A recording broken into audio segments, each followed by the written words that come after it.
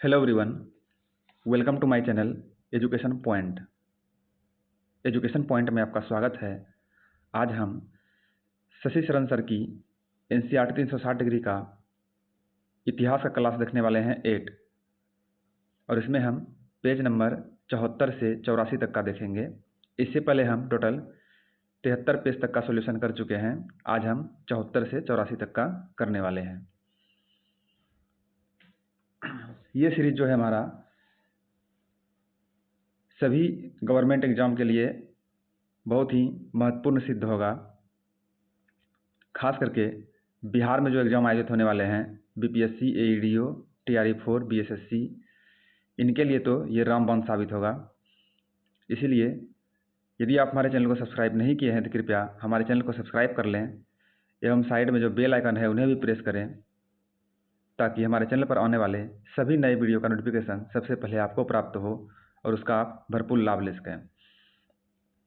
इसका पीडीएफ जो है हमारे टेलीग्राम चैनल पर अवेलेबल है। उसका लिंक वीडियो के डिस्क्रिप्शन बॉक्स में दिया हुआ है। तो चलिए बिना देरी किए स्टार्ट करते हैं।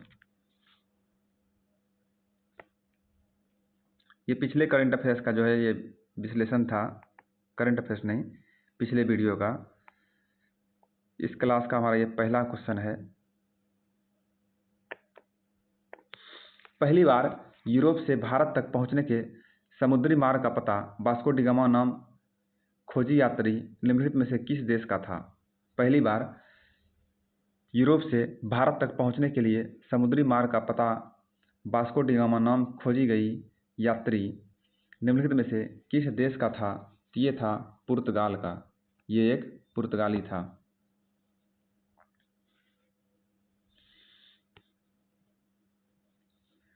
पुर्तगाल के खोजी गई यात्री वास्को डी गामा ने ही 1498 में पहली बार भारत तक पहुंचने के इस समुद्री मार्ग का पता लगाया था, और 17वीं शताब्दी की शुरुआत तक डच भी हिंद महासागर में व्यापार की संभावनाएं तलाशने लगे थे।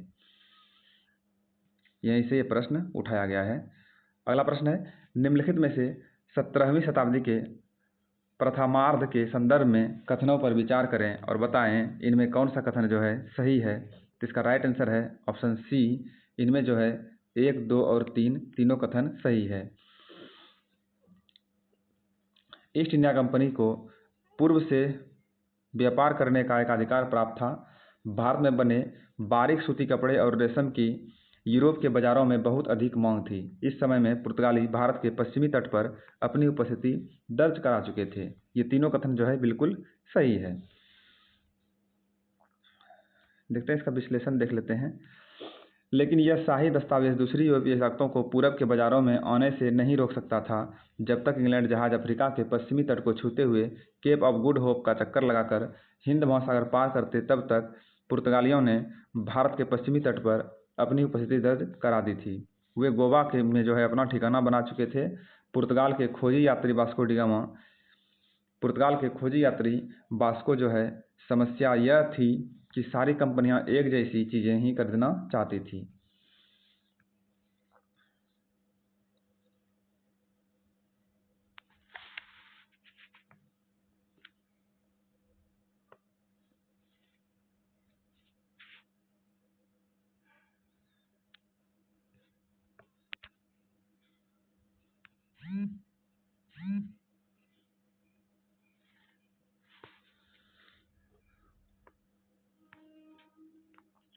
यूरोप के बाजारों में भारत के बने बारीक सूती कपड़े और रेशम की जबरदस्त मांग थी। इनके अलावा काली मिर्च, लौंग, इलायची और दालचीनी का भी जबरदस्त मांग रहती थी। यूरोपीय कंपनियों के बीच इस बढ़ती प्रतिस्पर्धा से भारतीय बाजारों में इन चीज़ों की कीमतें बढ़ने लगी और उनसे मिलने वाला मुनाफा गिरने लगा।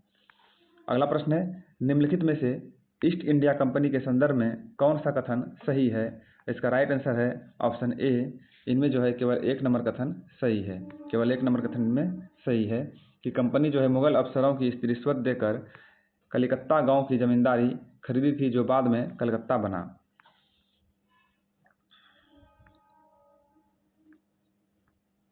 उन्नीस 1696 तक कंपनी ने इस आबादी के चारों तरफ एक किला बनाना शुरू कर दिया था। 2 साल बाद उसने मुगल अफसरों को रिश्वत देकर 3 गांवों की जमींदारी भी खरीद ली थी। इनमें जैसे जो है एक गांव कालिकता था, जो बाद में कलकत्ता बना।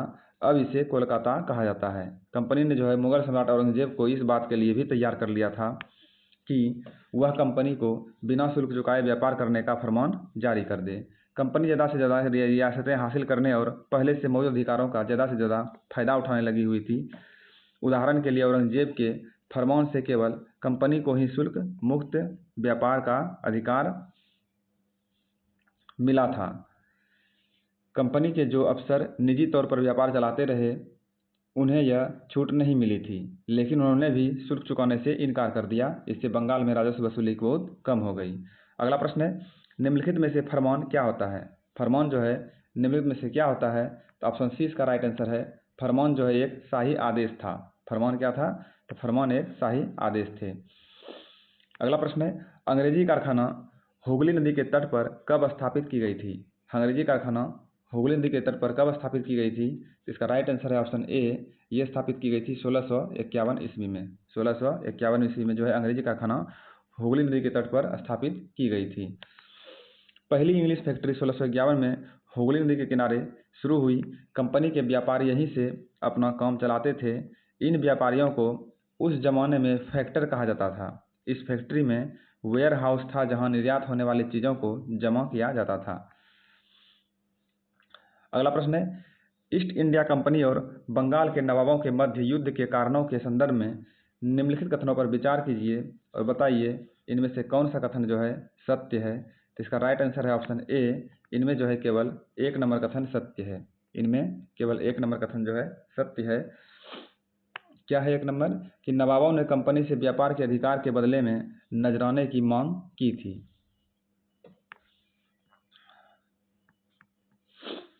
18वीं सदी की शुरुआत में कंपनी और बंगाल के नवाबों का टकराव काफ़ी बढ़ गया था। औरंगजेब की मृत्यु के बाद बंगाल के नवाब अपनी ताकत दिखाने लगे थे। उस समय दूसरी क्षेत्रीय ताकतों की स्थिति भी ऐसी ही थी। मुर्शिद कुली खां के बाद अली वर्दी खां और उसके बाद सिराजुद्दौला बंगाल के नवाब बने। ये सभी शक्तिशाली शासक थे। उन्होंने कंपनी को रियासतें देने से मना कर दिया और व्यापार का अधिकार देने के बदले कंपनी से नजराने मांगे। उसे सिक्के ढालने का अधिकार नहीं दिया और उसकी किलेबंदी को बढ़ाने से रोक दिया गया। कंपनी पर धोखाधड़ी का आरोप लगाते हुए उन्होंने दलील की कि उसकी वजह से बंगाल सरकार की राजस्व वसूली कम होती जा रही है और नवाबों की ताकत जो है कमजोर पड़ रही है।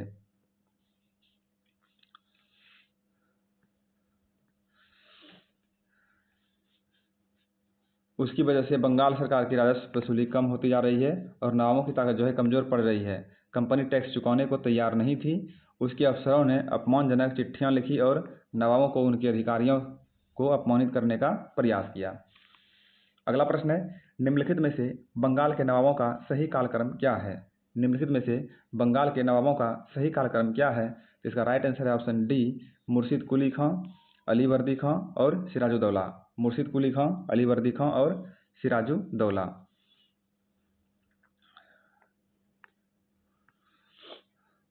मुर्शिद कुली खां के बाद अली वर्दी खां और उसके बाद सिराजुद्दौला जो है बंगाल के नवाब बने। ये सभी शक्तिशाली शासक थे। उन्होंने कंपनी को रियासतें देने से मना कर दिया और व्यापार अधिकार देने के बदले कंपनी के निर्णय मांगे और उनके सिक्के ढालने का अधिकार नहीं था। ये तो ऊपर के विश्लेषण हमने पढ़े ही थे, वही इसका भी विश्लेषण है। निम्न में से पलाश के फूल का रंग कैसा होता है? निम्न में से पलाश के फूल का रंग कैसा था? यानी कैसा होता है, वही हुआ कैसा था। तो इसका रंग था लाल। पलाश के फूल का रंग कैसा था? ये था लाल।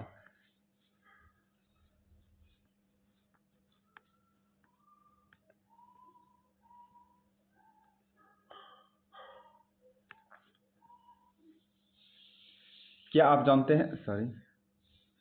आप जानते थे कि पलासी का यह नाम किस तरह पड़ा? दरअसल असली नाम जो है पलासी था, जिसे अंग्रेजों ने बिगाड़ कर पलासी कर दिया गया। इस जगह को पलासी यहाँ पाए जाने वाले पलाश के फूलों के कारण कहा जाता था। पलाश के खूबसूरत लाल फूलों से गुलाब बनाया जाता था, जिसका होली पर इस्तेमाल होता था। अगला प्रश्न है, पलासी के युद्ध के संदर्भ में निम्न कथनों पर विचार कीजिए और बताइए इनमें से कौन सा कथन जो है सत्य है। तो इसका राइट आंसर है ऑप्शन ए, इसमें केवल 1 और 2 नंबर कथन सत्य है। 1 और 2 नंबर कथन इसमें सत्य है कि इस युद्ध में जो है रॉबर्ट क्लाइव ने कंपनी की सेना का नेतृत्व किया था। बिल्कुल सही कथन है। और सिराजुद्दौला के सेनापति मीर जाफर की टुकड़ियों ने इस युद्ध में हिस्सा नहीं लिया था। ये कथन भी बिल्कुल सही है।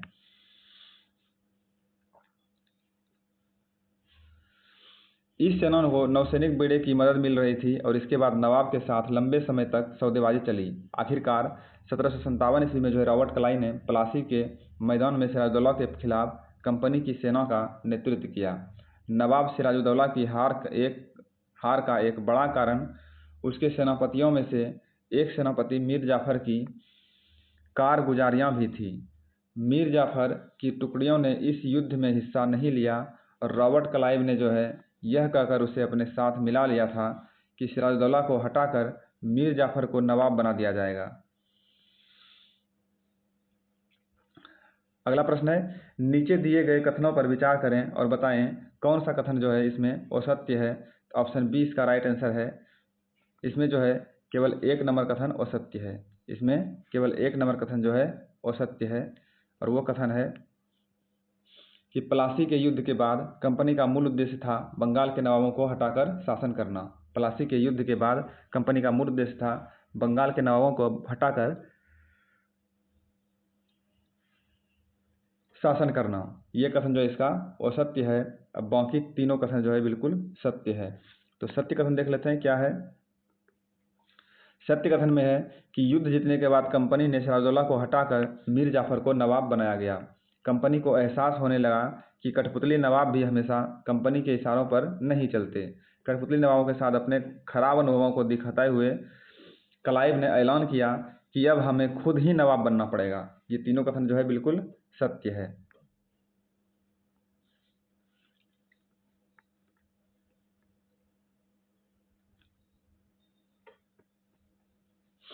प्लासी की जंग के बाद सिराजुद्दौला को मार दिया गया और मीर जाफर का नवाब बना दिया गया। कंपनी अभी भी शासन की जिम्मेदारी संभालने को तैयार नहीं थे। उसका मूल उद्देश्य तो व्यापार को फैलाना था।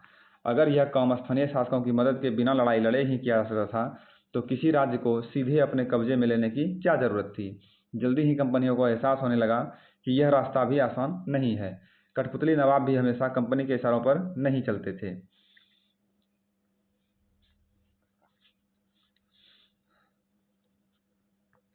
आखिरकार उन्हें भी तो अपनी प्रजा की नज़र में सम्मान और संप्रभुता का दिखावा करना पड़ता था।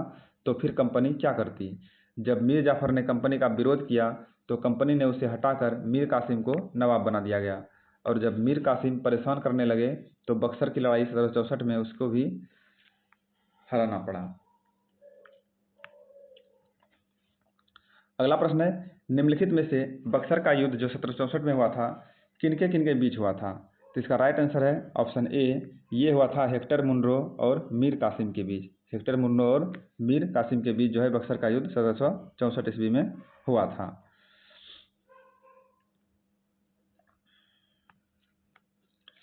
जब मीर जाफर ने कंपनी का विरोध किया तो कंपनी ने उसे हटाकर मीर कासिम को नवाब बना दिया।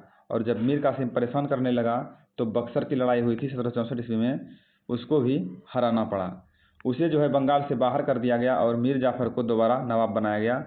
अब नवाब को हर महीने 5 लाख रुपये कंपनी को चुकाने थे। कंपनी ने अपने सैनिक खर्चे से निपटने, व्यापारिक जरूरतों तथा अन्य खर्चों को पूरा करने के लिए पैसा चाहती थी। कंपनी और ज़्यादा इलाके तथा ज़्यादा कमाई चाहती थी। 1765 में जब मीर जाफर की मृत्यु हुई तब कंपनी के इरादे बदल चुके थे और कठपुतली नवाबों के साथ अपने खराब अनुभवों को देखते हुए ऐलान किया कि हमें खुद ही नवाब बनना पड़ेगा। अगला प्रश्न है, ईस्ट इंडिया कंपनी को बंगाल की दीवानी प्राप्त होने के संदर्भ में निम्नलिखित कथन पर विचार कीजिए। और इसका राइट आंसर है ऑप्शन बी। ऑप्शन बी इसका राइट आंसर है। इसमें जो है केवल 2 नंबर कथन जो है सही है और बाकी गलत है। तो 2 नंबर कथन है कि बंगाल के दीवानी मिलने के बाद व्यापार की चीज़ें खरीदने के लिए कंपनी को ब्रिटेन से सेना लाने की जरूरत नहीं रही। यह कथन जो है बिल्कुल सही है।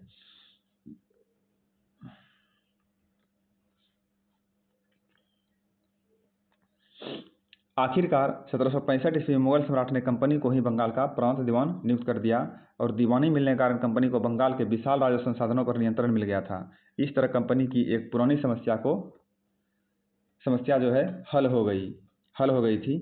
18वीं सदी की शुरुआत से ही भारत के साथ उसका व्यापार बढ़ता जा रहा था, लेकिन उसे भारत में ज़्यादातर चीज़ें ब्रिटेन से लाए गए सोने और चांदी के बदले खरीदनी पड़ती थी।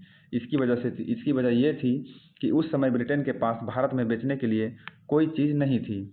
प्लासी की जंग के बाद ब्रिटेन से सोने की निकासी कम होने लगी थी और बंगाल की दीवानी मिलने के बाद ब्रिटेन से सोना लाने की ज़रूरत ही नहीं रही।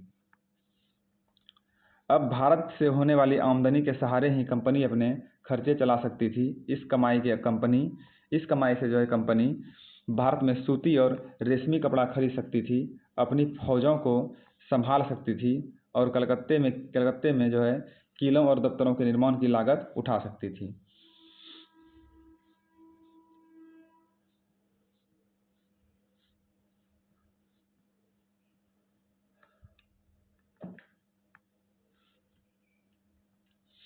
अगला प्रश्न है, जब रॉबर्ट क्लाइव भारत आया था तब उनकी उम्र कितनी थी? जब रॉबर्ट क्लाइव भारत आया था तब उनकी उम्र कितनी थी? उनकी उम्र थी 18 वर्ष। रॉबर्ट क्लाइव जब भारत आया था तब उनकी उम्र जो है 18 वर्ष थी।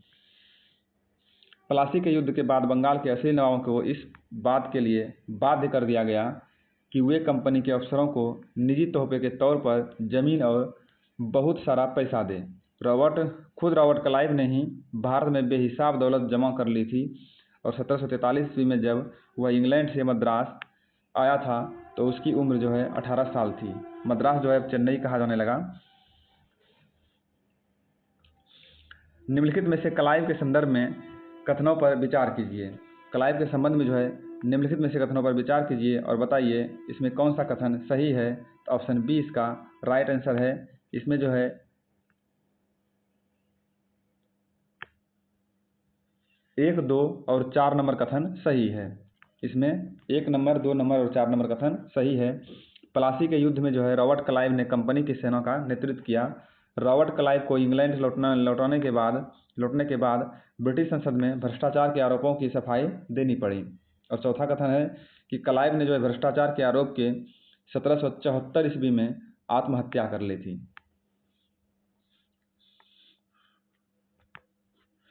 प्लासी के युद्ध के बाद बंगाल के असली नवाबों को इस बात के लिए बाध्य कर दिया गया कि वे कंपनी के अफसरों को निजी तोहफे के तौर पर जमीन और बहुत सारा पैसा दें। रॉबर्ट क्लाइव ने ही भारत में बेहिसाब दौलत जमा कर ली थी और 1743 में जब वो इंग्लैंड से मद्रास आया था तो उसकी उम्र जो है 18 साल थी। और 1767 ईस्वी में जब वह 2 बार गवर्नर बनने के बाद हमेशा के लिए भारत से रवाना हुआ तो वहाँ उसकी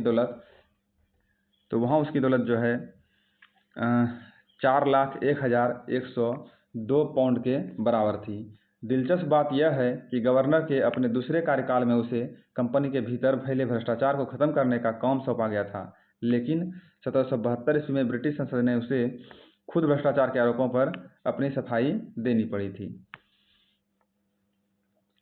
और सरकार को जो है उसकी अकुत संपत्ति के स्रोत संदेहास्पद लग रहे थे। उसे भ्रष्टाचार के आरोपों से बरी तो कर दिया गया, लेकिन 1774 ईस्वी में उसने आत्महत्या कर ली।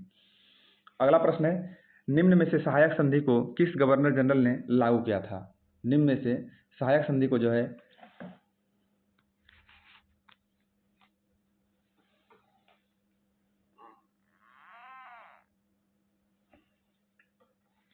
निम्न में से सहायक संधि को किस गवर्नर जनरल ने लागू किया था? इसे लागू किया था लॉर्ड वेलेस्ली ने। वेलेस्ली जो है सहायक संधि को लागू किया था। उसे कंपनी की तरफ से सुरक्षा मिलती थी और सहायक सेना के रख रखाव के लिए वह कंपनी को पैसा देती थी। अगर भारतीय शासक रकम अदा करने में चूक जाते थे तो जुर्माने के तौर पर उनका इलाका कंपनी अपने कब्जे में ले लेती थी। उदाहरण के लिए जब रिचर्ड वेलेस्ली गवर्नर जनरल था उस समय अवध के नवाब को 1801 ईस्वी में अपना आधा इलाका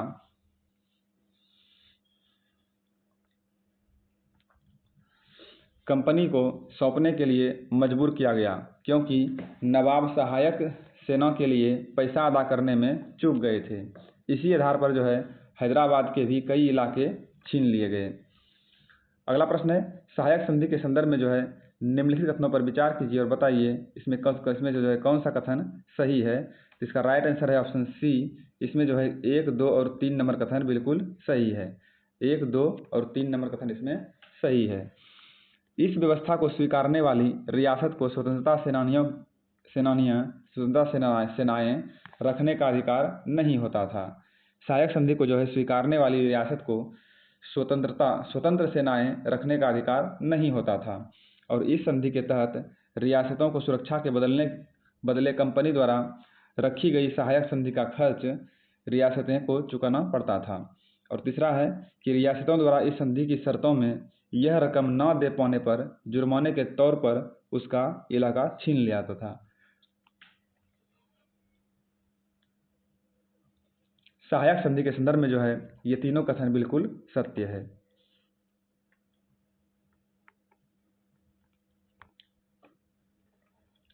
जो कथन में दिया हुआ है वही इसमें भी दिया गया है। उसे कंपनी की तरफ से सुरक्षा मिलती थी और सहायक सेना के रख रखाव के लिए वो कंपनी को पैसा देती थी। अगर भारतीय शासक रकम अदा करने में चूक जाते थे तो जुर्माने के तौर पर उनका इलाका कंपनी अपने कब्जे में ले लेती थी।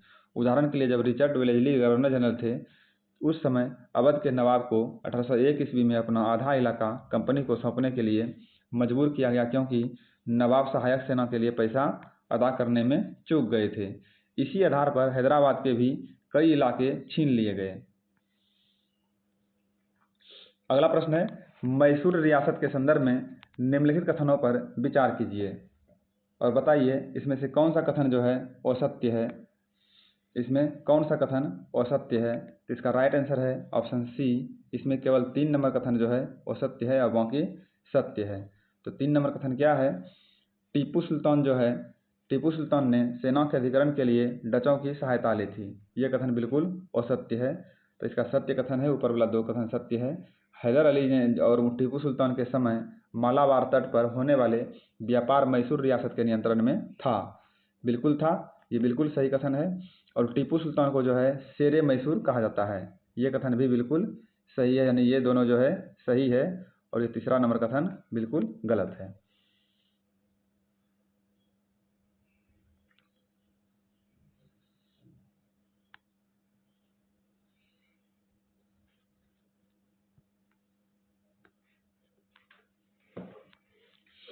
हैदर अली और उनके विख्यात पुत्र टीपू सुल्तान, जिसका शासनकाल जो है 1782 से 1799 था, जैसे शक्तिशाली शासकों के नेतृत्व में मैसूर काफ़ी ताकतवर हो चुका था। मालाबार तट पर होने वाला व्यापार मैसूर रियासत के नियंत्रण में था, जहां से कंपनी काली मिर्च और इलायची खरीदती थी। 1785 में जो है टीपू सुल्तान ने अपनी रियासत में पड़ने वाले बंदरगाहों से चंदन की लकड़ी, काली मिर्च और इलायची का निर्यात रोक दिया।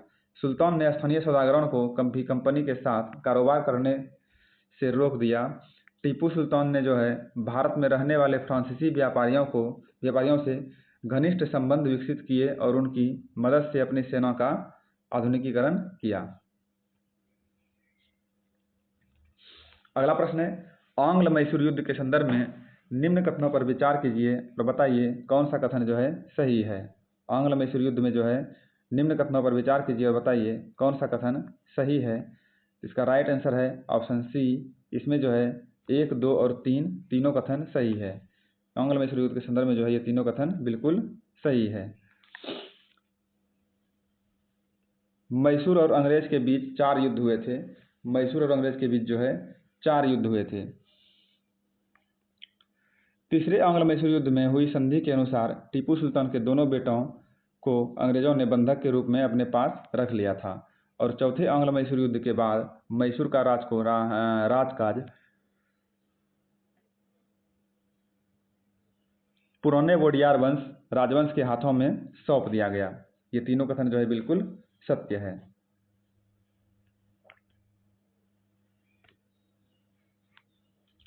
हैदर अली और टीपू सुल्तान बहुत महत्वाकांक्षी, घमंडी और खतरनाक दिखाई देते थे। अंग्रेजों को लगता था कि ऐसे राजाओं को नियंत्रित करना और कुचलना जरूरी है। फलस्वरूप मैसूर के साथ अंग्रेजों की 4 बार जंग हुई। पहला हुई 1767 से 1769 में और दूसरा हुई 1780 से 1784 में और तीसरा 1790 से 1792 में। 92 और 99 में। श्रीरंगपट्टनम की आखिरी जंग में कंपनी को सफलता मिली और अपनी राजधानी की रक्षा करते हुए टीपू सुल्तान मारे गए और मैसूर का राजकाज पुराने वोडियार राजवंश के हाथों में सौंप दिया गया और इसके साथ ही मैसूर पर भी सहायक संधि सौंप दी गई। अगला प्रश्न है, मराठा के राजमंडल का सैनिक और प्रशासकीय प्रमुख कौन होता था? मराठा के राज्यमंडल का सैनिक और प्रशासनिक प्रमुख कौन होता था? इसका राइट आंसर है ऑप्शन बी, ये होता था पेशवा। ये होता था पेशवा। सरदार एक पेशवा के अंतर्गत एक कॉन्फेडरेसी के सदस्य थे। पेशवा इस राजमंडल का सैनिक और प्रशासकीय प्रमुख होता था और पुणे में रहता था। महादजी सिंधिया और नाना फडणवीस 18वीं सदी के आखिर के दो प्रसिद्ध मराठा योद्धा और राजनीतिज्ञ थे। अगला प्रश्न है, निम्नलिखित में से मराठों के संदर्भ में कौन सा कथन सही है? निम्नलिखित में से मराठों के संदर्भ में जो है कौन सा कथन सही है? इसका राइट आंसर है ऑप्शन सी। इसमें जो है कथन 1, 2 और 4 सही है। इसमें जो है 1, 2 और 4 नंबर कथन बिल्कुल सही है। मराठों का जो दिल्ली पर शासन करने का सपना पानीपत की तीसरी लड़ाई में टूटा। मराठों का दिल्ली पर शासन करने का सपना जो है पानीपत की तीसरी लड़ाई में टूटा। और दूसरा है कि मराठा सरदार एक पेशवा के अंतर्गत एक कंफेडरेसी यानी राज्यमंडल के सदस्य थे। ये भी कथन सही है। और चौथा कथन है कि तीसरे आंग्ल मराठा युद्ध के बाद पेशवा को कानपुर के पास बिठूर में पेंशन पर भेज दिया गया। ये तीनों कथन जो है बिल्कुल सत्य है और ये 3 नंबर कथन गलत है।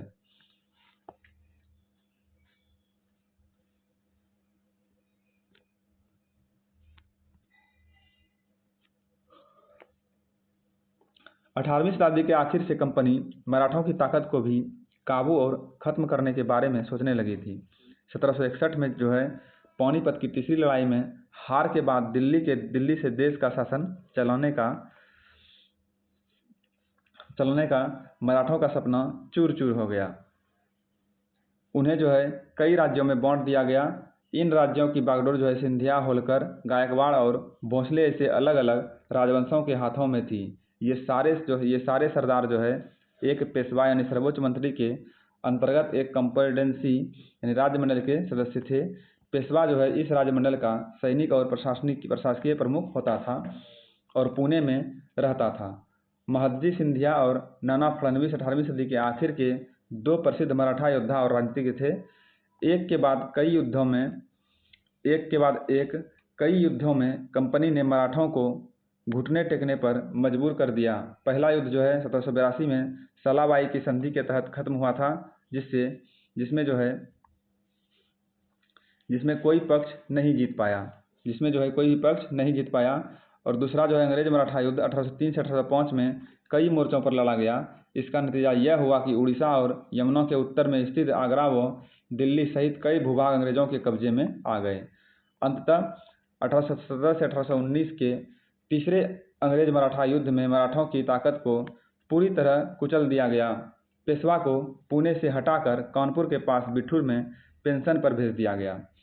अब विंध्य के दक्षिण में स्थित पूरे भूभाग पर कंपनी का नियंत्रण हो चुका था। अगला प्रश्न है, निम्न में से किस आंग्ल मराठा युद्ध के बाद उड़ीसा और यमुना के उत्तर में स्थित आगरा व दिल्ली सहित कई भूभाग अंग्रेजों के कब्जे में आ गए थे? इसका राइट आंसर है ऑप्शन बी, ये था द्वितीय आंग्ल मराठा युद्ध। दूसरे आंग्ल मराठा युद्ध।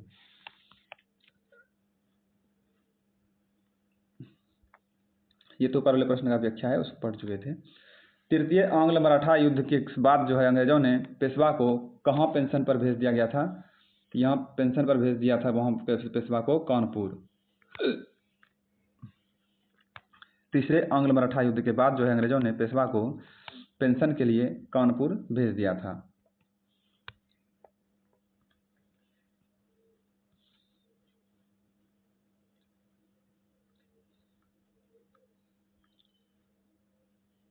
अगला प्रश्न है, निम्न में से किस गवर्नर जनरल ने जो है सर्वोच्चता की नीति की शुरुआत की थी? निम्न में से किस गवर्नर जनरल ने सर्वोच्चता की नीति को शुरुआत की थी? तो इसका राइट आंसर है ऑप्शन सी, ये शुरुआत की थी लॉर्ड हेस्टिंग्स ने। लॉर्ड हेस्टिंग्स ने जो है सर्वोच्चता की नीति की शुरुआत की थी।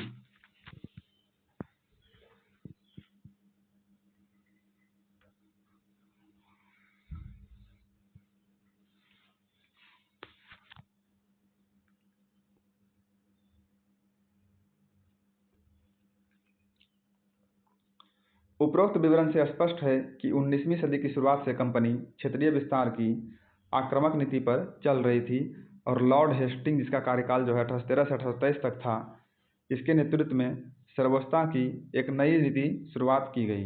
कंपनी का दावा था कि उसकी सत्ता सर्वोच्च है, इसलिए वह भारतीय राज्यों से ऊपर है। अपने हितों की रक्षा के लिए वह भारतीय रियासत का अधिग्रहण करने या उनको अधिग्रहण की धमकी देने का अधिकार अपने पास मानती थी। यह सोच बाद में भी अंग्रेजों की नीतियों में दिखाई देती रही। अगला प्रश्न है, निम्नलिखित में से कौन कित्तूर में अंग्रेजी विरोधी आंदोलन का नेतृत्व से संबंधित है? निम्नलिखित में से कौन जो है कित्तूर में अंग्रेज विरोधी आंदोलन के नेतृत्व से संबंधित है? तो इसका राइट आंसर है ऑप्शन डी, ए और बी दोनों। ए और बी दोनों। तो ये है रानी चेन्नम्मा और रयन्ना। रानी चेन्नम्मा और रयन्ना।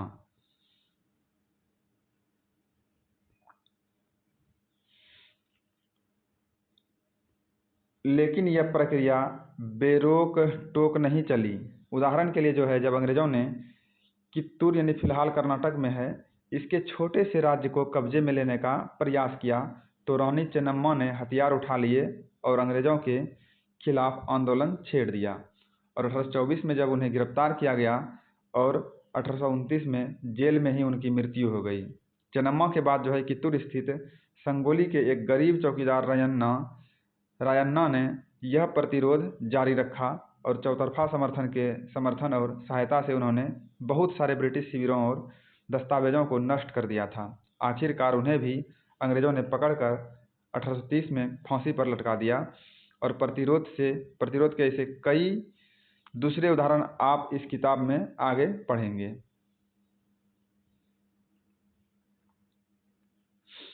अगला प्रश्न है, कंपनी ने जो है एक लंबी लड़ाई के बाद अफगानिस्तान पर अपना अप्रत्यक्ष नियंत्रण स्थापित किया, ये कथन है। और दूसरा है कारण कि कंपनी के भय था कि रूस जो है उत्तरी पश्चिमी हिस्सों से भारत को अपने प्रभाव में ले सकता है। तो इसमें आपको जो है सही कथन बताना है। तो इसका राइट आंसर है ऑप्शन ए। ऑप्शन ए इसका राइट आंसर है कि कथन और कारण जो है दोनों सही है और कारण कथन का सही व्याख्या भी करता है। इसमें कथन जो कहा गया है वो भी सही है और कारण जो है कथन का व्याख्या भी सही कर रहा है।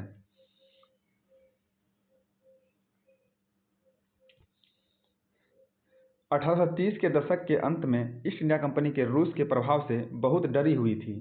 कंपनी को भय था कि कहीं रूस का प्रभाव पूरे एशिया में फैलकर उत्तर पश्चिम में भारत को भी अपनी चपेट में न ले ले। इसी डर के चलते अंग्रेज अब उत्तर पश्चिमी भारत पर भी अपना नियंत्रण स्थापित करना चाहते थे। उन्होंने जो है 1838 से 1842 के बीच अफगानिस्तान के साथ एक लंबी लड़ाई लड़ी और वहां अप्रत्यक्ष कंपनी शासन स्थापित कर लिया। और फिर 1843 ईस्वी में सिंध भी कब्जे में आ गया। इसके बाद पंजाब की बारी थी। यहाँ जो है महाराजा रणजीत सिंह ने कंपनी की दाल नहीं गलने दी और 1839 में जो है उनकी मृत्यु के बाद इस रियासत के साथ दो लंबी लड़ाइयाँ हुई और आखिरकार 1849 में जो अंग्रेजों ने पंजाब का भी अधिग्रहण कर लिया। अगला प्रश्न है, निम्न में से अंग्रेजों ने पंजाब को अधिग्रहण कब किया था? इसका राइट आंसर है ऑप्शन डी, 1849 ईस्वी में। 1849 में जो है अंग्रेजों ने पंजाब को अधिग्रहण कर लिया था।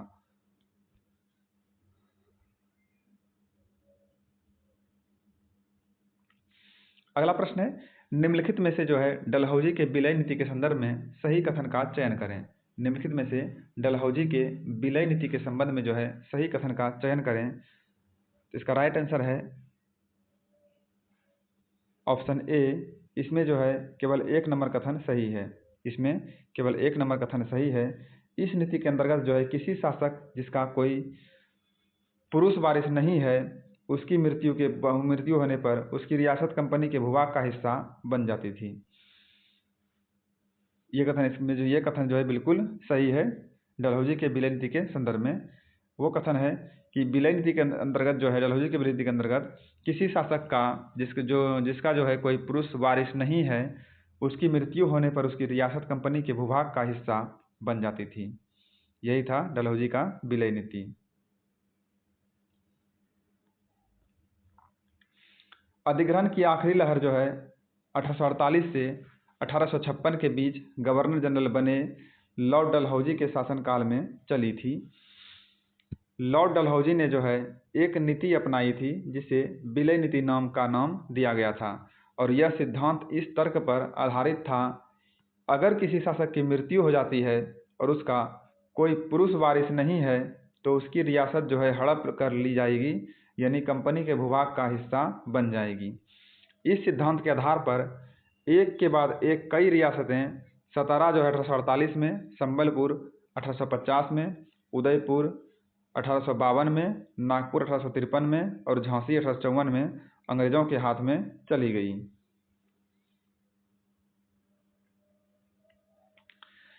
निम्न में से किस रियासत को सबसे पहले विलय नीति के तहत कंपनी के भूभाग का हिस्सा बना लिया गया?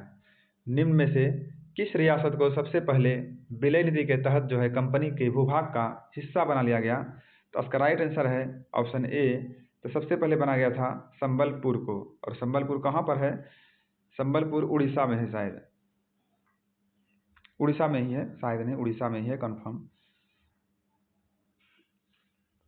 अधिग्रहण की जो है आखिरी लहर 1848 से 1856 ईस्वी के बीच चली थी। गवर्नर जनरल बने लॉर्ड डलहौजी के शासनकाल में चली थी और डलहौजी ने जो है एक नई नीति अपनाई जिसे विलय नीति का नाम दिया गया। ये तो हम ऊपर में ही पढ़े थे, ऊपर में दिया हुआ भी था। संबलपुर को सबसे पहले बनाया गया था।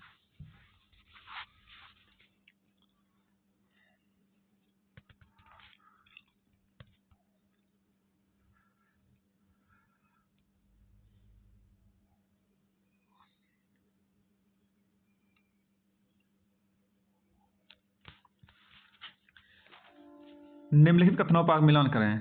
निम्नलिखित कथनों का मिलान करें। इसमें बताना है कि सबसे पहले जो है कौन कौन से राज्यों को कब कब लड़ा गया थी, हड़प लिया गया था विलय नीति के तहत। तो इसका राइट आंसर है ऑप्शन बी, ए का 3, बी का 1, सी का 4, डी का 2। ए का 3 उदयपुर को 1852 में और बी का 1 सतारा को जो है 1848 ईस्वी में और ये झांसी को 1854 में और नागपुर को 1853 में।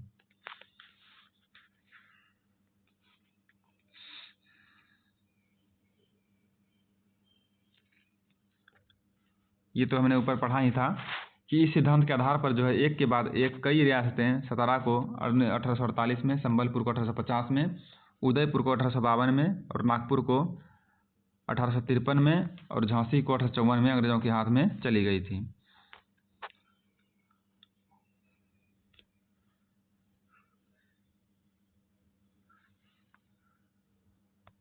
अगला प्रश्न है, निम्न में से वारेन हेस्टिंग के काल में हुए प्रशासनिक सुधारों के संदर्भ में जो है कौन सा कथन सही है? इसका राइट आंसर है ऑप्शन सी, 1, 2 और 3 तीनों कथन जो है बिल्कुल सही है। ऑप्शन सी इसका राइट आंसर है। कथन 1, 2 और 3 जो है तीनों इसमें से सही है। वारेन हेस्टिंग के समय तक आते आते कंपनी न केवल बंगाल बल्कि बम्बई और मद्रास में भी सत्ता हासिल कर चुकी थी और वारेन हेस्टिंग ने प्रत्येक जिले में एक फौजदारी और तथा दीवानी अदालतों की स्थापना की थी। 1773 ईस्वी के रेगुलेटिंग एक्ट के तहत एक सर्वोच्च न्यायालय के साथ साथ कलकत्ता में अपीलीय अदालत, सदर निजामत अदालत की स्थापना की गई। ये तीनों कथन जो है बिल्कुल सत्य है।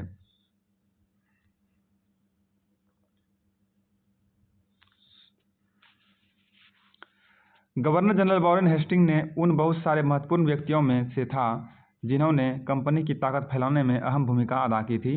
वारेन हेस्टिंग के समय तक आते आते कंपनी न केवल बंगाल बल्कि बम्बई और मद्रास में भी सत्ता हासिल कर चुकी थी। ब्रिटिश इलाके जो है मोटे तौर पर प्रशासनिक इकाइयों में बटे हुए थे जिन्हें प्रेसिडेंसी कहा जाता था। उस समय 3 प्रेसिडेंसी थी, बंगाल, मद्रास और बम्बई। हर एक का शासन जो है गवर्नर के पास होता था और सबसे ऊपर गवर्नर जनरल होता था। वॉरेन हेस्टिंग ने कई प्रशासकीय सुधार किए। न्याय के क्षेत्र में उनका सुधार खास तौर से उल्लेखनीय था और 1772 में एक नई न्याय व्यवस्था स्थापित की। इस व्यवस्था में जो है प्रावधान किया गया कि हर जिले में 2 अदालतें होगी, एक फौजदारी अदालत और दूसरी दीवानी अदालत। दीवानी अदालतों के मुखिया जो है यूरोपीय जिला कलेक्टर होते थे और मौलवी और हिंदू पंडित उनके लिए भारतीय कानूनों की व्याख्या करते थे।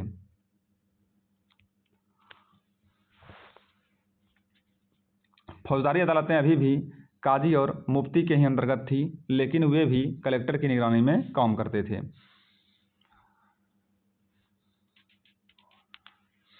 1773 ईस्वी के रेगुलेटिंग एक्ट के तहत एक सर्वोच्च न्यायालय के साथ साथ कलकत्ता में अपीलीय अदालत सदर निजामत अदालत की स्थापना की गई। अगला प्रश्न है, निम्न में से किसने बंगाल में सही ढंग से शासन न चलाने के आरोप लगते हुए ब्रिटिश संसद वॉरेन हेस्टिंग पर महाभियोग का मुकदमा चलाया? तो इसका राइट आंसर है ऑप्शन ए, ये था एडमंड बर्के।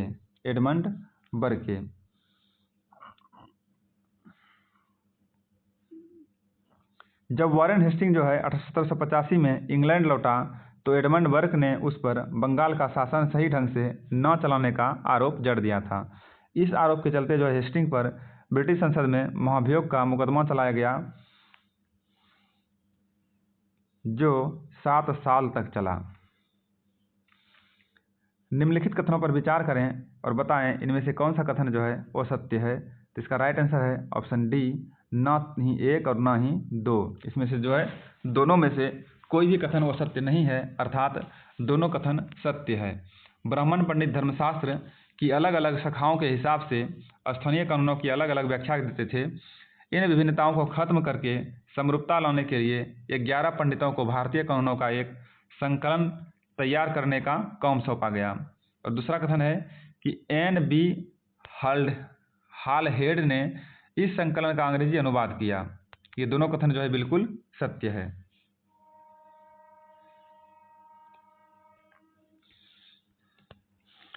एक बड़ी समस्या यह थी कि ब्राह्मण पंडित धर्मशास्त्र की अलग अलग शाखाओं के हिसाब से स्थानीय कानूनों की अलग अलग व्याख्या कर देते थे। इस विभिन्नता को खत्म करके समरूपता लाने के लिए 1775 ईस्वी में 11 पंडितों को भारतीय कानूनों का एक संकलन तैयार करने का काम सौंपा गया और N.B. हालहेड ने इस संकलन का अंग्रेजी में अनुवाद किया और 1778 ईस्वी तक यूरोपीय न्यायाधीशों के लिए मुस्लिम कानूनों की भी एक संहिता तैयार कर ली गई थी। 1773 के रेगुलेटिंग एक्ट के तहत एक नए सर्वोच्च न्यायालय की स्थापना की गई। इसके अलावा कलकत्ता में अपीलीय अदालत सदर निजामत अदालत भी स्थापित की गई। अगला प्रश्न है, निम्न में से किस अंग्रेज को मुगल बादशाह से बिहार और उड़ीसा की दीवानी दिया गया? तो इसका राइट आंसर है ऑप्शन ए, ये क्लाइव से दिया गया, क्लाइव को दिया गया था। निम्न में से किस अंग्रेज को मुगल बादशाह से बिहार और उड़ीसा की दीवानी दिया गया? तो ये दिया गया था क्लाइव को, लॉर्ड क्लाइव को।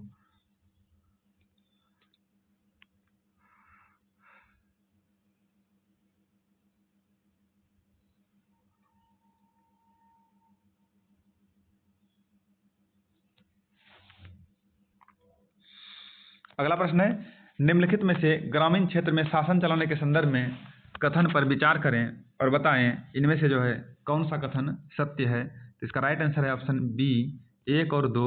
इसमें 1 और 2 नंबर कथन जो है सत्य है। 1 और 2 नंबर कथन इसमें सत्य है। देख लेते हैं दोनों कथन कौन कौन सा है।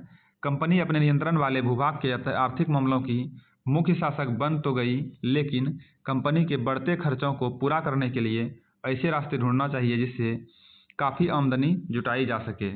और दूसरा है, कंपनी ज़्यादा से ज़्यादा राजस्व हासिल करने के लिए कम कीमत पर बढ़िया सूती और रेशमी कपड़ा खरीदे।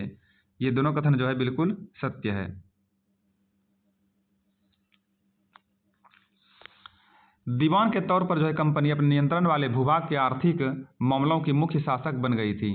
अब उसे अपनी जमीन का शासन चलाने और आमदनी को व्यवस्थित करने का रास्ता ढूंढना था। इसके लिए उसे एक ऐसा रास्ता ढूंढना था जिससे कंपनी के बढ़ते खर्चों को पूरा करने के लिए काफ़ी आमदनी जुटाई जा सके। व्यापारिक कंपनी के नाते उसे यह ख्याल भी रखना था कि वह अपनी ज़रूरत की चीज़ें खरीदती बेचती रहे। कंपनी दीवान तो बन गई थी, लेकिन अभी भी खुद को एक व्यापारी ही मानती थी। कंपनी भारी भरकम लगान तो चाहती थी, लेकिन उसके आकलन और वसूली की कोई नियमित व्यवस्था करने में हिचकिचा रही थी।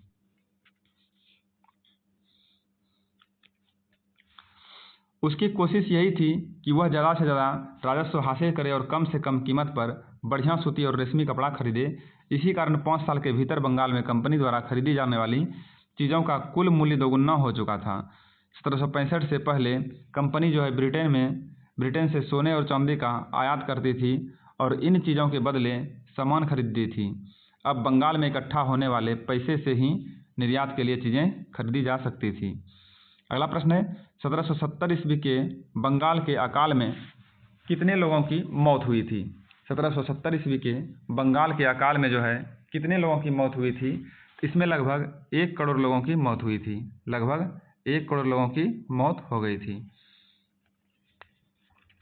1770 में जो है पड़े अकाल में बंगाल में जो है 1 करोड़ लोगों की मौत की नींद सुला दिया। इस अकाल में लगभग 1/3 आबादी समाप्त हो गई थी। अगला प्रश्न है, निम्न में से किस गवर्नर जनरल के शासनकाल में अस्थायी बंदोबस्त को लागू किया गया था?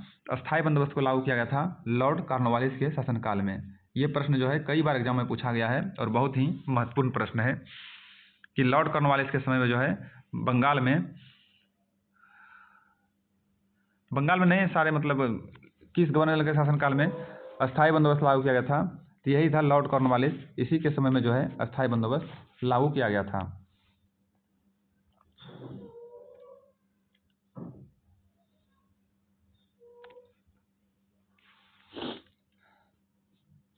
जिस समय अस्थायी बंदोबस्त लागू किया गया उस समय कॉर्नवालिस बंगाल का गवर्नर जनरल था और यह काम जो है किस तरह किया सकता था, इस सवाल पर 2 दशकों की बहस चली और आखिरकार कंपनी ने 1793 में अस्थायी बंदोबस्त लागू किया गया।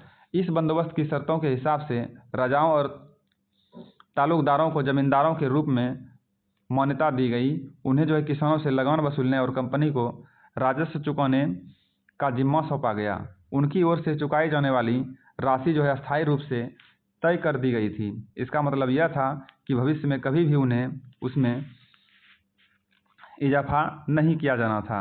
अंग्रेजों को लगता था कि इससे जो है उन्हें नियमित रूप से राजस्व, यहीं तक था इसका विश्लेषण उतना ही दिया हुआ है जितने में जो है प्रश्न का आंसर प्राप्त हो जाए। यानी जहाँ से प्रश्न लिया गया है बस उसी पार्ट का स्क्रीनशॉट लेकर के दिया गया है, नहीं तो पूरी किताब को छापने से जो है किताब और ज़्यादा लंबा हो जाता। इस वजह से पूरी किताब तो अलग मिलता ही है और अलग से अवेलेबल भी होता है, लेकिन ये किताब जो है हमारे शशि शरण सर ने बहुत ही महत्वपूर्ण बनाया है एग्ज़ाम के हिसाब से, और हर प्रश्न को जो है एकदम व्यवस्थित तरीके से सजाया गया है और प्रूफ के लिए जो है उसका स्क्रीनशॉट भी नीचे दिया गया है।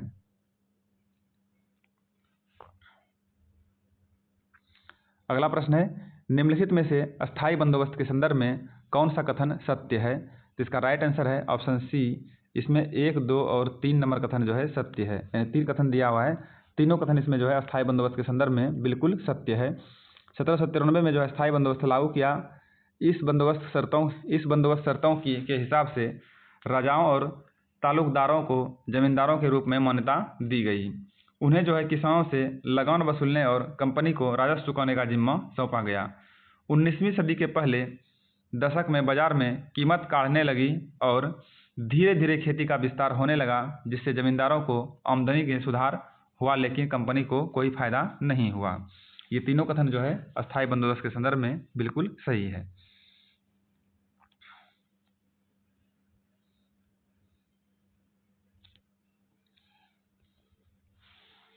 आखिरकार कंपनी ने जो है 1793 में अस्थायी बंदोबस्त लागू किया और इस बंदोबस्त की शर्तें के हिसाब से राजाओं और तुलकदारों को जमींदारों के रूप में मान्यता दी गई। उन्हें किसानों से लगान वसूलने और कंपनी को राजस्व चुकाने का जिम्मा सौंपा गया। 19वीं सदी से पहले दशक का हालात बदल चुके थे। बाजार में कीमतें बढ़ी और धीरे धीरे खेती का विस्तार होने लगा। इसमें जमींदारों की आमदनी में सुधार तो हुआ, लेकिन कंपनी को कोई फायदा नहीं हुआ, क्योंकि कंपनी ने तो हमेशा के लिए राजस्व तय कर चुकी थी। अगला प्रश्न है, अस्थायी बंदोबस्त को निम्न में से किस प्रांत में लागू किया गया था? तो इसका राइट आंसर है ऑप्शन डी, उपरोक्त सभी प्रांत में। अस्थायी बंदोबस्त को जो है बंगाल में, उड़ीसा में, बिहार में, इन तीनों में लागू किया गया था। सबसे पहले बंगाल में ही किया गया था, काहे कि वहीं पर जो है लॉर्ड कॉर्नवालिस गवर्नर जनरल थे। यह काम किस तरह किया जा सकता है, ये तो मैंने ऊपर में पढ़े थे। अस्थायी बंदोबस्त के बारे में दिया गया है।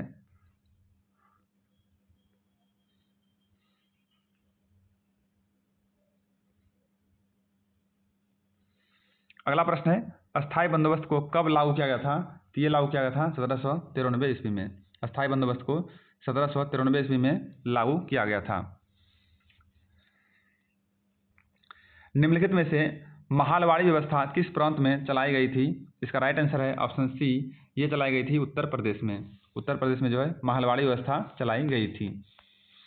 बंगाल प्रेसिडेंसी के उत्तर पश्चिम प्रांत, इस इलाके का ज़्यादातर हिस्सा अब उत्तर प्रदेश में है। इसके लिए जो है हॉल्ट मैकेंजी नामक अंग्रेज ने एक नई व्यवस्था तैयार की, जिसे 1822 ईस्वी में लागू किया गया। मैकेंजी को विश्वास था कि उत्तर भारतीय समाज में गांव एक महत्वपूर्ण सामाजिक संस्था है और उसको बचाए रखना चाहिए, और वहां पर महालवाड़ी व्यवस्था चलाई गई। अगला प्रश्न है, निम्नलिखित में से महालवाड़ी व्यवस्था के संदर्भ में जो है कौन सा कथन सत्य है? तो इसका राइट आंसर है ऑप्शन ए, कथन 1 और 2 जो है दोनों सत्य है महालवाड़ी व्यवस्था के संदर्भ में। बंगाल प्रेसिडेंसी के उत्तर पश्चिमी प्रांतों के लिए हॉल्ट मैकेंजी नामक एक अंग्रेज ने एक नई व्यवस्था महालवाड़ी, जिसे 1822 ईस्वी में लागू किया गया। बिल्कुल सही कथन है। महालवाड़ी व्यवस्था में राजस्व को अस्थायी रूप से तय नहीं किया गया, बल्कि उसमें समय समय पर संशोधनों की गुंजाइश रखी गई। ये दोनों कथन जो है इसके बारे में सत्य है।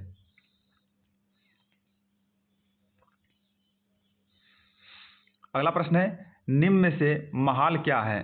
निम्न में से महाल जो है क्या है? तो ये है गांवों का समूह। निम्न में से महाल क्या है? तो ये है गांवों का समूह। ब्रिटिश राजस्व दस्तावेजों में महाल एक राजस्व इकाई थी। यह एक गांव या गांवों का समूह होती थी। अगला प्रश्न है, सूची 1 को सूची 2 से मिलाना है, और इसका राइट आंसर है ऑप्शन बी, ए का 2, बी का 3, सी का ए का 2, ए का 2, बी का 3 और सी का 1। अस्थायी बंदोबस्त जो है कॉर्नवालिस ने चलाया था। रैयतवाड़ी व्यवस्था जो है टॉमस मुनरो के द्वारा चलाया गया था, और महालवाड़ी व्यवस्था जो है हॉल्ट मैकेंजी के द्वारा चलाया गया था। ये बहुत ही महत्वपूर्ण सवाल है। ये प्रश्न जो है एग्जाम में, हर एग्जाम में लगभग मिल ही जाएगा आपको। अस्थायी बंदोबस्त, रैयतवाड़ी बंदोबस्त व्यवस्था और महालवाड़ी व्यवस्था।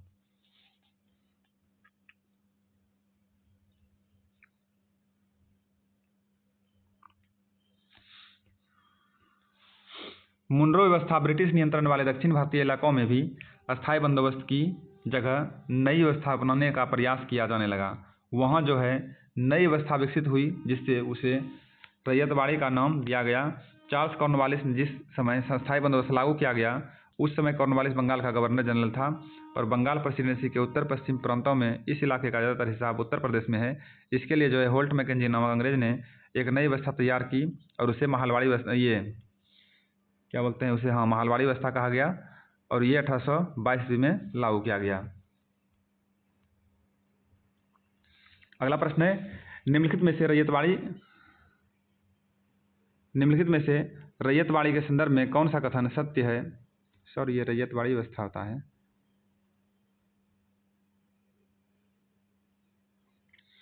निम्नलिखित में से रैयतवाड़ी व्यवस्था के संदर्भ में जो है कौन सा कथन सत्य है? इसका राइट आंसर है ऑप्शन सी, 1, 2 और 3, तीनों कथन इसमें सत्य है। तीनों कथन इसमें बिल्कुल सत्य है। ऑप्शन सी इसका राइट आंसर है, 1, 2 और 3। ब्रिटिश नियंत्रण वाले दक्षिण भारतीय इलाके में भी अस्थायी बंदोबस्त की जगह एक नई व्यवस्था रैयतवाड़ी व्यवस्था रूप से लागू किया गया, और इस व्यवस्था को टॉमस मुनरो ने विकसित किया, और धीरे धीरे पूरे दक्षिण भारत में यह व्यवस्था लागू कर दी गई। रीड और मुनरो को लगता था कि दक्षिण में परंपरागत जमींदार नहीं थे, इसलिए उनका तर्क था कि उन्हें सीधे किसानों से ही बंदोबस्त करना चाहिए जो पीढ़ियों से ज़मीन पर खेती करते आ रहे थे।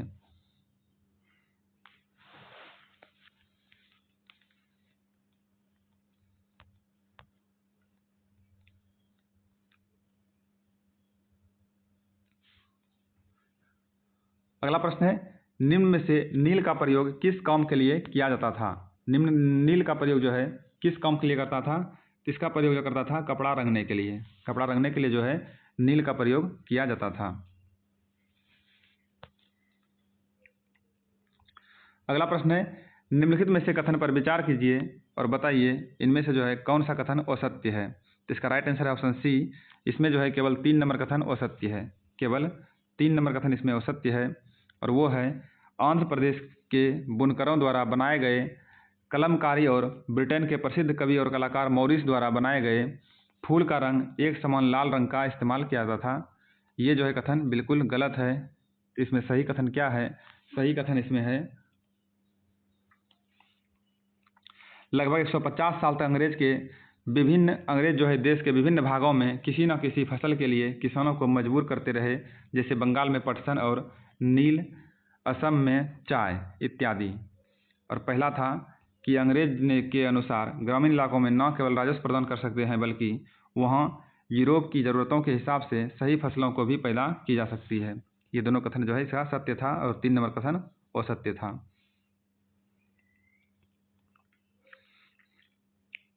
अगला प्रश्न है, निम्न में से कलमकारी और मॉरिस कॉटन छपाई कौन सी रंग का इस्तेमाल करती थी? तो इसका राइट आंसर है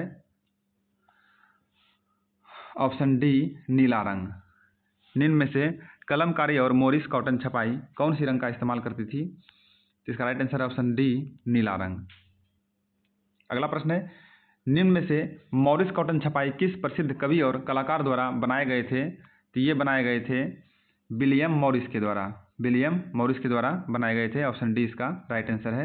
अगला प्रश्न है, निम्नलिखित में से वोड नामक पौधा कौन से क्षेत्र में उगता था?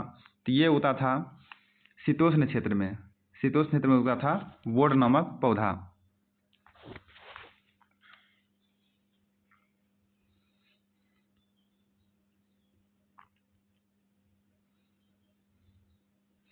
अगला प्रश्न है, निम्नलिखित में से जो है नील की खेती के लिए संदर्भ में कथनों पर विचार करें और बताएं इसमें से कौन सा कथन जो है सत्य है। इसका राइट आंसर है ऑप्शन सी। इसमें जो है तीनों कथन सत्य है। इसमें तीनों कथन सत्य है, 1, 2 और 3। ये हैं, यूरोपीय कपड़ा उत्पादकों को बैंगनी रंग और नीले रंग बनाने के लिए वोड नामक पौधे पर निर्भर रहना पड़ता था। वोड पौधा जो है शीतोष्ण क्षेत्र में उगता था, इसलिए यूरोप के उत्तरी इटली, दक्षिणी फ्रांस व जर्मनी और ब्रिटेन में कई हिस्सों पर जो है आसानी से मिल जाता था। 18वीं सदी के आखिर तक भारतीय नील की मांग और बढ़ गई। ब्रिटेन में औद्योगिकरण के युग शुरू हो चुका था। ये तीनों कथन जो है बिल्कुल सत्य है। अगला प्रश्न है, 1788 ईस्वी जो है ब्रिटेन द्वारा आयात किए गए नील में भारत नील का कितना प्रतिशत हिस्सा था? भारतीय नील का कितना प्रतिशत हिस्सा था? तो ये हिस्सा था 30%। भारतीय नील का 30% हिस्सा था। 1788 में जो है ब्रिटेन द्वारा आयात किए गए नील में भारतीय नील का हिस्सा केवल लगभग 30% ही था। अगला प्रश्न है, निम्न कथन पर विचार कीजिए और बताइए इसमें से कौन सा कथन जो है सत्य है। तो इसका राइट आंसर है ऑप्शन ए, 1, 2 और 3 नंबर कथन सत्य है। इसमें जो है 1, 2 और 3 नंबर कथन सत्य है। जैसे जैसे नील का व्यापार फैला, कंपनी के अफसर और व्यावसायिक एजेंट नील के उत्पादन में पैसा लगाने लगे। नील के कारोबार में भारी मुनाफे की उम्मीद में स्कॉटलैंड और इंग्लैंड के बहुत सारे लोग भारत आने लगे। और तीसरा कथन है, जिनके पास नील की पैदावार के लिए पैसा नहीं था उन्हें कंपनी और नए बैंक कर्जा देने को तैयार रहते थे। ये तीनों कथन जो है बिल्कुल सही है। अगला प्रश्न है, निम्नलिखित में से अफ्रीकी बगान में काम करने वाले गुलामों ने कब बगावत की थी? अफ्रीकी बगान में जो है काम करने वाले गुलामों ने कब बगावत की थी? इन्होंने बगावत की थी 1791 ईस्वी में। 1791 ईस्वी में जो है इन्होंने बगावत की थी। नेक्स्ट प्रश्न है, नील के खेती के जो है 2 मुख्य तरीके कौन कौन से थे? तो इसका राइट आंसर है ऑप्शन सी, ए और बी दोनों। 2 तरीका था इसका, एक निज और दूसरा था रैयत।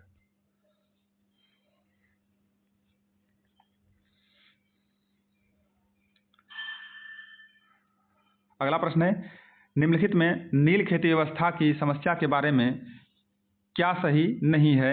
ऑप्शन बी इसका राइट आंसर है। नील की खेती के लिए जो है छोटे छोटे भूखंडों की ज़रूरत होती थी, ये सही नहीं है। अब बाकी तीनों जो है सही है। नील की खेती के लिए केवल उपजाऊ जमीन पर की जा सकती थी। और दूसरा है, जिस समय नील की खेती होती थी उसी समय किसानों के हल बैल भी धान की खेती में व्यस्त थे। और तीसरा है, नील की खेती के लिए बहुत सारे मजदूरों की ज़रूरत होती थी। ये तीनों कथन जो है सही है। अब बाकी बी नंबर जो है इसका गलत है। अगला प्रश्न है, निम्नलिखित कथनों पर विचार कीजिए और बताइए इसमें कौन सा कथन जो है सही है। इसका राइट आंसर है ऑप्शन सी। इसमें जो है 1 और 2 दोनों कथन सही है। इसमें जो है 1 और 2 दोनों कथन बिल्कुल सत्य है। निज खेती व्यवस्था में जो है बागवान मालिक खुद अपनी जमीन में नील का उत्पादन करते थे या मजदूरों को काम पर लगाकर नील की खेती करवाते थे। रैयत व्यवस्था के तहत बागवान मालिक रैयतों के साथ एक अनुबंध करते थे और नील उगाने के लिए कम ब्याज दर पर बागवान मालिक से नगद कर्जा मिल जाता है और कर्जा लेने वाले रैयत को अपनी कम से कम 25% ज़मीन पर नील की खेती करनी होती थी। ये दोनों कथन जो है बिल्कुल सत्य है। इस तरह से हमारा ये क्लास यहीं पर समाप्त होता है। मिलते हैं अगले क्लास में। यदि आप बिहार में आयोजित होने वाले सभी एग्ज़ाम में अच्छे मार्क्स प्राप्त करना चाहते हैं तो आपको जो है बिहार स्पेशल भी पढ़ना बहुत ज़रूरी है। और बिहार स्पेशल का मैंने 2 बुक कंप्लीट करवाया है। एक खान सर का है और एक एडिटोरिया का बुक है। खान सर का जो है सब्जेक्ट वाइज है और एडिटोरिया का जो है 53 प्रैक्टिस सेट दिए हैं। और इन दोनों बुक में बिहार में अब तक आयोजित होने वाले जितने भी एग्ज़ाम हैं उन सभी एग्ज़ाम में जो प्रश्न पूछा गया है उन सभी प्रश्न का निचोड़ दिया हुआ है और विस्तृत व्याख्या भी दिया हुआ है। तो कृपया आप उसको पढ़ सकते हैं जिससे आपको अधिक लाभ हो। उसका लिंक, उसका प्लेलिस्ट बना हुआ है हमारे यूट्यूब चैनल पर, बिहार स्पेशल जीके जीएस के नाम से। उसका प्लेलिस्ट मैं आपको हमारे इस वीडियो के आई आइकॉन में दे दूंगा, तो कृपया आप उनको भी देख लें, बहुत ही फ़ायदा होने वाला है। मिलते हैं अगले क्लास में, तब तक के लिए धन्यवाद।